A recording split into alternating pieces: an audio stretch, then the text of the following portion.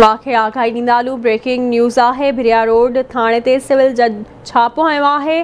Breaking news है असां share कंदालू। नाहक बांदी बणायल शख़्स के बाज़ियाब करायो वियो आहे।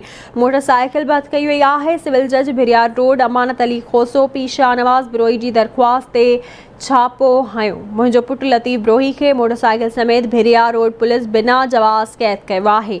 इहो चवणु आहे जवाबदार जे पी जो। अमां खे आगाही ॾींदालू। अहम ख़बर आहे भिरिया रोड मां थाणे ते सिविल जज जो छापो हयो वियो आहे। नाहक बांदी बणायल शख़्स खे बाज़ियाब करायो वियो आहे। मोटरसाइकिल बि हथ कई वई आहे। तफ़सील मालूम कंदासीं भिरिया रोड मां मजीद कीरियो खां। जी मजीद अपडेट कजो।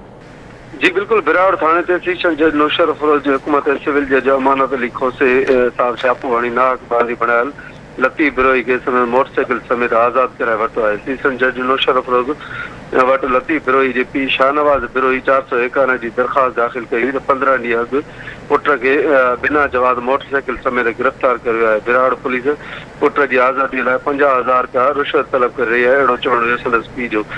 जॾहिं त जेको आहे अदालत पारां अमानत अली खोसे पारां बिराड़ पुलिस खे जवाब पेश करण जो हुकुम जारी कयो आहे। जी महिरबानी अवां जी आगाही ॾियण लाइ।